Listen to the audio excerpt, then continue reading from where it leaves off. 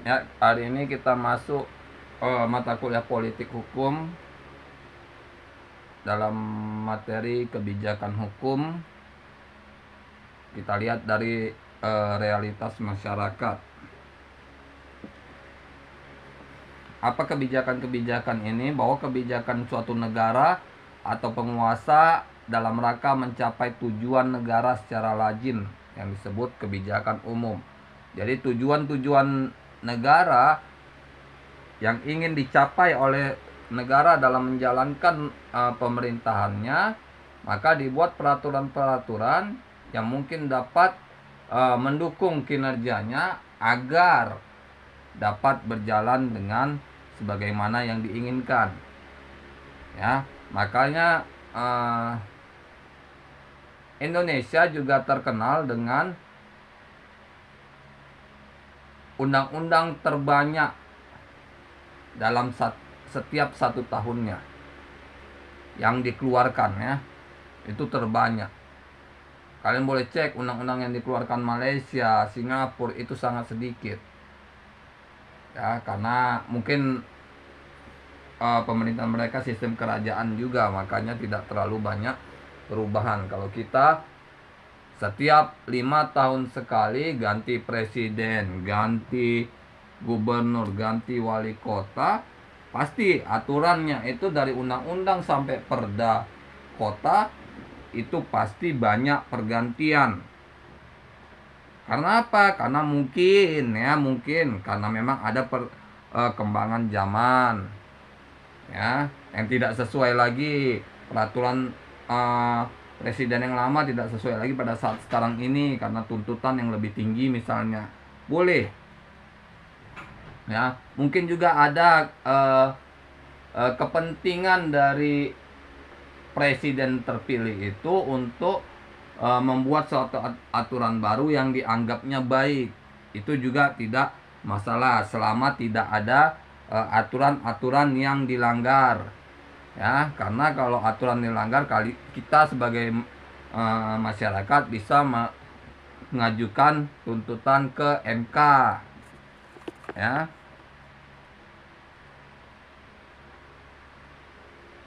Kebijakan umum ini tidak bisa juga kita katakan sebagai kebijakan pemerintah.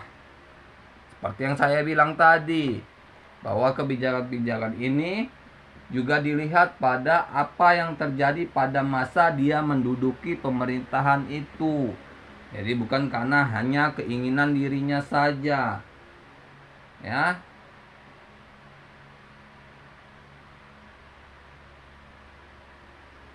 Jadi kebijakan umum ini berfungsi sebagai pedoman penyelenggara negara supaya negara dapat bekerja secara terarah dan dalam rangka mencapai tujuan negara. Apa maksudnya? Bahwa suatu kebijakan itu harus diikuti oleh pemerintah bawahnya. Contoh misalnya, presiden membuat peraturan A. Ya, dalam upaya pengembangan daerah, seorang gubernur yang ingin membuat peraturan harus mengacu pada peraturan presiden yang A ini. Dia buat aturan turunannya, peraturan daerah, peraturan gubernur nomor sekian tentang ini juga nggak ada masalah. Jadi dia peraturan turunannya, bukan peraturan mengganti, tapi turunan. Boleh, karena kita dalam hukum di Indonesia ada nama hierarki peraturan perundang-undangan. Jadi peraturan perundang-undangan tertinggi itu Pancasila dan Undang-Undang Dasar sampai ke bawah ke peraturan wali kota. Itu harus dari atas sampai bawah itu harus sejalan. Jadi presiden pun dalam membuat suatu peraturan perundang-undangan harus sesuai dengan nilai-nilai dalam Pancasila dan Undang-Undang Dasar. Ya, nggak bisa sembarangan.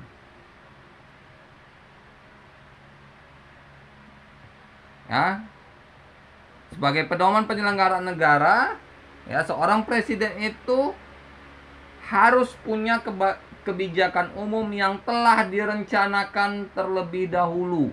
Jadi kebijakan itu bukan sewaktu-waktu turun atau keluar, tapi sudah ada perencanaan. Misalnya 3 bulan, 6 bulan, 9, 12 bulan direncanakan dulu, baru diimplementasikan atau dilaksanakan, sehingga tidak ada nilai-nilai yang dilanggar. Ya.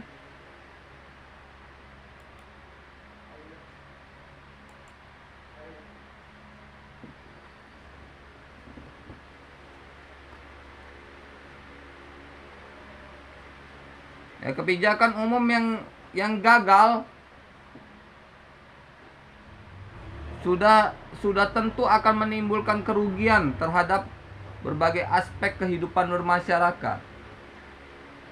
Ya, jadi kalau ada kebijakan-kebijakan yang gagal, maka pemerintah harus mengakuinya dan membuat analisis untuk memperbaikinya. Ya, jangan terlalu banyak alasan untuk menutupi kesalahan dengan sesuatu yang tidak masuk akal.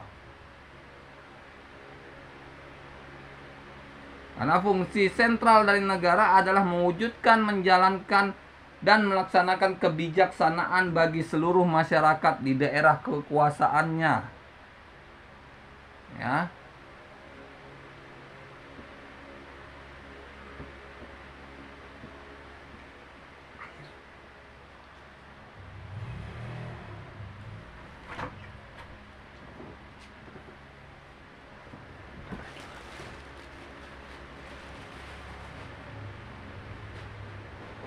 Nah, jadi suatu kebijakan umum yang ditetapkan suatu negara itu harus melihat pada realitas yang hidup dalam masyarakat. Tidak mungkin suatu pemimpin itu membuat suatu kebijakan itu untuk kepentingan dirinya sendiri tanpa melihat nilai-nilai yang dibutuhkan dalam masyarakat. Tidak mungkin. Ya.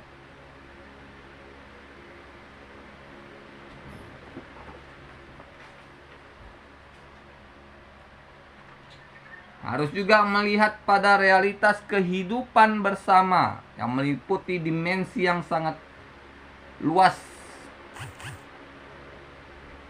Ya, karena menyangkut pada berbagai aspirasi dan masukan.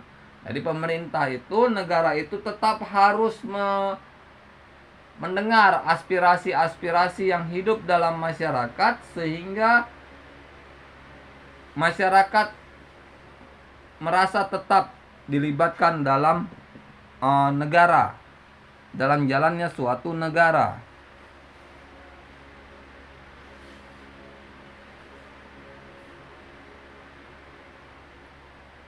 Ya, realitas kehidupan yang dilihat pemerintah juga bukan kehidupan secara terperinci oleh yang dialami oleh masyarakat, tapi hanya garis-garis besar masalah pokok yang hidup di tengah-tengah masyarakat.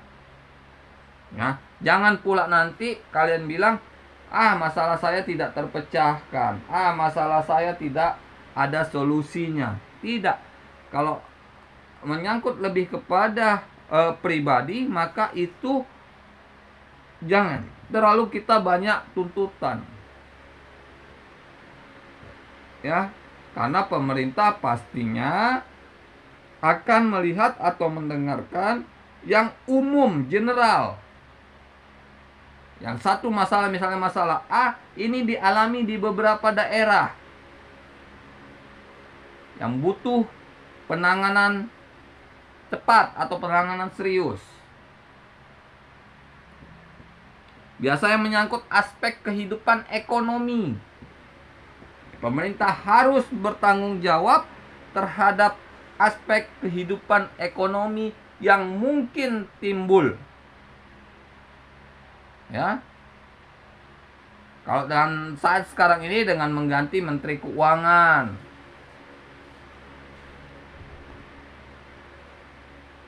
Sosial. Ya, jadi negara juga harus melihat pada kehidupan sosial. Hidup yang di tengah masyarakat. Ya. Dengan apa? Tidak mungkin suatu presiden dapat melihat dari Sabang sampai Merauke, dari Aceh sampai Papua secara terperinci, tidak. Tapi dengan kepala daerah yang memberikan laporan langsung kepada presiden. Apa masalah yang ada di daerahnya? Ya, jadi kalau ada kepala daerah, misalnya tidak satu koalisi dengan presiden, maka tetaplah sebagai pemimpin daerah yang bertanggung jawab, laporkan apa yang memang mesti dilaporkan. Ya. Karena pasti seluruh pemimpin daerah ingin menciptakan keadilan sosial bagi seluruh rakyatnya. Adil. Makanya kalau mengartikan adil ini, kita tidak bisa bertanya pada satu orang ke satu orang yang lainnya. Pasti takaran adil dalam setiap orang itu berbeda-beda. Jadi kita ambil pengertian adil ini atau takaran adil ini dengan garis umum. Yang diterapkan batas adil itu dengan tidak melanggar pada hak-hak yang ada pada setiap daerah atau setiap masyarakat. Itu harus dilihat. Ya.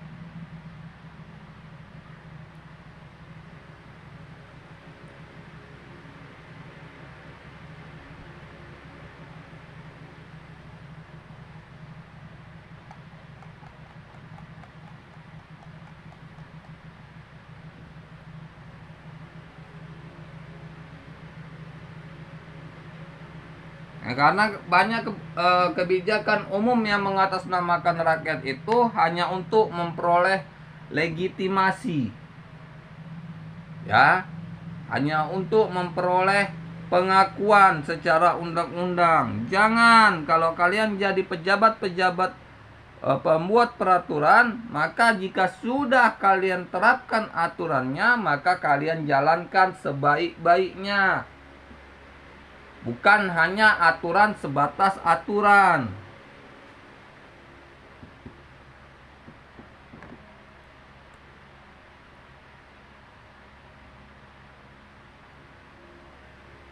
Nah, kebijakan umum yang sebagai pedoman penyelenggaraan negara itu ditujukan hanya untuk agar jalannya negara itu menjadi terarah atau searah. Ya. Seperti yang tadi saya bilang, jadi jalannya pemerintahan presiden harus sama dengan gubernur, wali kota, serta aparat lainnya sampai ke tingkat masyarakat. Harus sejalan. Jadi kalau dengan udah sejalan, maka negara Indonesia maju, daerah-daerahnya juga maju. Kalau ada daerah yang tidak maju, maka tanyakan pada pemimpin daerahnya, bukan pada presiden. Ya, karena presiden nggak akan mungkin tahu masalah daerah kita.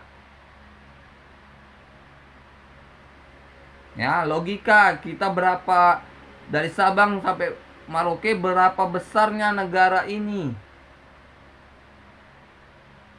Ya, kalau dihitung dengan desa, ada berapa ratus ribu atau mungkin juta desa yang mesti dilihat presiden. Nggak mungkin. Ya, tapi presiden setiap generasi punya sesuatu yang untuk masyarakatnya menjadi lebih baik. Seperti Pak Jokowi hari itu adalah membangun jalan dan jembatan. Pak Prabowo ini yang saat ini jalan itu memberi makan gratis, sekolah gratis berupa sekolah rakyat. Ya, jadi anak-anak di daerah yang tidak tersentuh pendidikan itu dinas sosial datang langsung menjemput anaknya untuk dibawa ke sekolah, masuk di asrama. Ya. Jadi itulah untuk mengentaskan kemiskinan, memutus mata kebodohan dalam masyarakat. Nggak boleh lagi ke depannya ada masyarakat yang buta huruf. Ya, walaupun di daerah, walaupun mungkin tinggalnya di hutan, tetap harus bisa baca. Kalau memang mau sekolah, negara sudah menyiapkan sekolah rakyat, ayo daftar, gratis. Ya. Jadi kebijakan-kebijakan yang keluar dari pemerintah itu harus berdasarkan kepada masyarakat. Jangan apa maunya sendiri.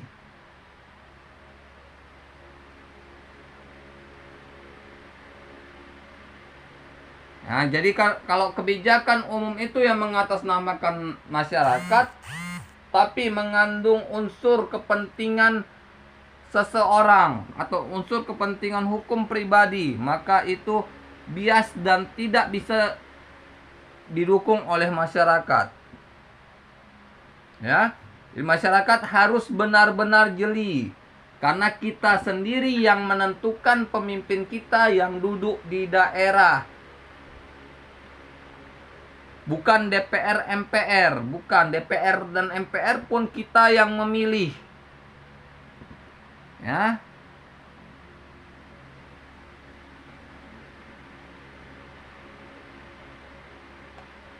Jadi strategi perbangunan hukumnya yang responsif yaitu yang dihasilkan tanggap terhadap aspirasi yang berkembang dalam masyarakat. Jadi masyarakat negara itu harus cepat tanggap dengan masalah yang ada dalam masyarakat. Seperti yang saat sekarang ini, kalau di wilayah kita, wilayah Sumatera, terutama Sumatera Utara, yang hujan beberapa hari tidak berhenti mengakibatkan banjir di beberapa titik, maka pemerintah harus cepat melakukan pertolongan. Pertolongan apa itu? Mengataskan kebanjiran, mungkin kebutuhan-kebutuhan dasar bagi masyarakat yang terdampak banjir harus ada. Ya, ini saya lihat di Facebook video itu, ya itu ada gubernur yang sudah turun ke daerah-daerah yang terdampak banjir. Wali kota pun sudah yang ikut mengangkut masyarakat untuk dievakuasi. Ya. Jadi kalau memang ada masalah, maka sampaikan di media sosial secara santun, karena jika tidak maka kalian akan mendapat akibat hukumnya. Ya, bisa laporan polisi segala macam. Sampaikan, kalau mau mengkritik pemerintah, sampaikan secara santun, bahasa-bahasa yang baik, tidak menghina, tidak menjatuhkan harkat martabat seseorang. Oke, ini pertemuan politik hukum pada hari ini. Kita istirahat juga dulu beberapa menit untuk lanjut materi ketiga. Assalamualaikum warahmatullahi wabarakatuh.